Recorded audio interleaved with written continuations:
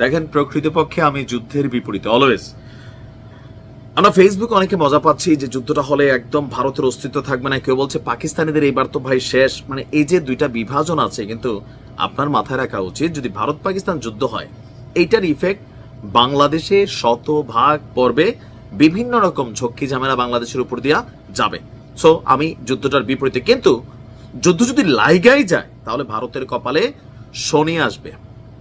আজকে আমরা যেই বক্তব্য দেখলাম, যে আমার কাছে কেন জানি মনে হচ্ছে এবার ভারত কি ভয় পেল নাকি নতুন কোনো পরিকল্পনা করছে। ভয় পাওয়ার কথা আমরা কেন বলছি আসেন। গেল 5 থেকে 6 দিনে জম্মু কাশ্মীরের বিভিন্ন সীমান্তে এমনকি শূন্য রেখা বরাবর ভারত পাকিস্তানের সেনাদের মধ্যে কয়েক দফা গোলাগুলি হয়েছে। পাকিস্তানি সেনারা ভারতের চেকপোস্টগুলোকে গুড়িয়ে দিয়েছে, এমনকি পাকিস্তানের আকাশ সীমায় অনুপ্রবেশকারী ভারতের ড্রোনগুলোকে তারা ধ্বংস করেছে, আটক করেছে। বিএসএফ নজওয়ানকে আটক করেছে। পাকিস্তানিরা ভারতের সীমানার ভিতরে ঢুকে গেছে। নানান ধরনের পাল্টাপাল্টি অ্যাক্টিভিটিস চলছে। এর মাঝখানে আমরা যখন শুনলাম গেল 24 ঘন্টা আগে, অলরেডি আমার নিউজটা যখন চলছে তখন 36 ঘন্টা শেষ, আর 36 ঘন্টা আলটিমেটাম বাকি, যে মার্কিন গণমাধ্যম নিউ ইয়র্ক টাইমস, তারপর ডয়চে ভেলে, ভারতের গোয়েন্দা সংস্থা, পাকিস্তানের গোয়েন্দা সংস্থাগুলো সবারই একটা বক্তব্য যে ভারত 24 থেকে 36 ঘন্টার মধ্যে আপনার বা 72 ঘন্টার মধ্যে পাকিস্তানে হামলা করবে। তো আমরা যখন কথা বলছি অলরেডি 36 ঘন্টা শেষ, যদি হামলা শুরু হয়ে না থাকে ভিডিওটা পাবলিশের টাইমে, তার মানে একজন বিশ্লেষক বলছিলেন ভারত হয়তো যতটা বলছে তার জনগণকে খুশি করার জন্য, কিন্তু যুদ্ধের বেলায় ভেতরে ভেতরে হয়তো তারা এরকম সিদ্ধান্ত নেবে না, এটাকে টেকনিক্যালি হোল্ড করার ট্রাই করবে। এবং অলরেডি যুক্তরাষ্ট্র এটার মধ্যে ইনভলভ হচ্ছে। পাকিস্তান ভারতের সাথে অলরেডি ফোনে কথাবার্তা শুরু হয়েছে। এর মাঝখানে বার্তা সংস্থা ANI কে একটা সূত্র বলছে যে লাইন অফ কন্ট্রোল বা LOC-তে অপ্ররোচিত গুলি বর্ষণ না করতে পাকিস্তানের সেনাবাহিনীদেরকে সতর্ক করেছে ভারতীয় সেনাবাহিনী। ওই যে আমাদের গ্রাম অঞ্চলে একটা কথা আছে, হাত থাকতে মুখে কিসের কথা।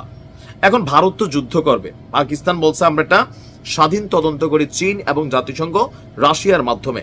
ভারত কইছে নো তদন্ত খেলা হবে ডাইরেক্ট অ্যাকশন, সেনাবাহিনীকে পূর্ণ স্বাধীনতা দিছে। তো স্বাধীনতা দেওয়ার পরে আরেকটা দেশের সেনাবাহিনীর কাছে বা যাদের বিরুদ্ধে আপনি লড়াই করবেন তাদের কাছে আবার সতর্ক বার্তা পাঠাচ্ছেন, মানে কিসের?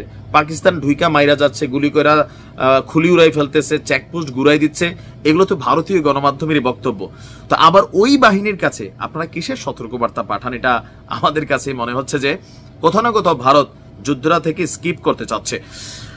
আপনার সূত্র বলছে LOC-তে পাকিস্তানের অপ্ররোচিত লঙ্ঘন নিয়ে ভারত এবং পাকিস্তানের মিলিটারি অপারেশনসের মহাপরিচালক যারা, তাদের মধ্যে হটলাইনের মাধ্যমে দুই দেশের মধ্যে কথাবার্তা হয়েছে। ভারত পাকিস্তানকে পাকিস্তান সেনাবাহিনীর যুদ্ধবিরতি লঙ্ঘন নিয়ে সতর্ক করছে। যখনই সতর্কের বার্তায় সাবধান করলাম, কিন্তু আরেকবার যদি এগুলা করো, তো এটা হচ্ছে কি ক্ষমতা না থাকার বহিঃপ্রকাশ। যদি ক্ষমতা থাকতো একবার সাবধান করছে, দ্বিতীয়বার অ্যাকশন। এখন পাকিস্তান যদি ধরে নিলাম যে তারা সীমানা লঙ্ঘন করছে, উস্কানিমূলক অ্যাক্টিভিটিস করছে, তাহলে তো ভারত যেহেতু যুদ্ধ করবে তাদের তো উচিত সামরিকভাবে জবাব দেওয়া, কিন্তু সেটা তো দিচ্ছে না। ভারতের বক্তব্য কাশ্মীরের সীমান্তবর্তী লাইন অফ কন্ট্রোলে গত 6 দিন পাকিস্তান সেনাবাহিনী একের পর এক যে আন্তর্জাতিক রীতিনীতি বা চুক্তিগুলো আছে সেগুলোকে তারা লঙ্ঘন করছে। এখন এখানে আরেকটা জিনিসও হতে পারে ভারতের, আপনি বুঝে রাখেন যে ভারত বিশ্ব নেতাদের কাছে একটা বার্তা দিতে চায়। কোন বার্তাটা দিতে চায়? যে দেখেন আমরা কিন্তু চাইলে জবাব দিতে পারতাম, আমাদের কাছে মেশিনারি ছিল, কিন্তু আমরা পাকিস্তান সেনাবাহিনীকে সতর্ক করেছি, তারা কথা শোনে নাই, তারা বারবার আমাদেরকে উস্কাইছে, ফাইনালি আমরা সামরিক অভিযান পরিচালনা করা ছাড়া আমাদের কোনো গতি ছিল না। এটাও আরেকটা হইতে পারে, তবে এটা হওয়ার সম্ভাবনা কম। যদি হইতো তাহলে প্রথমটাই করতো। আর দেখা যাক ভারত আস্তে আস্তে নমনীয় হয় কিনা, কিছু অ্যাক্টিভিটিসে তো এমনই মনে হচ্ছে। ভালো থাকুন।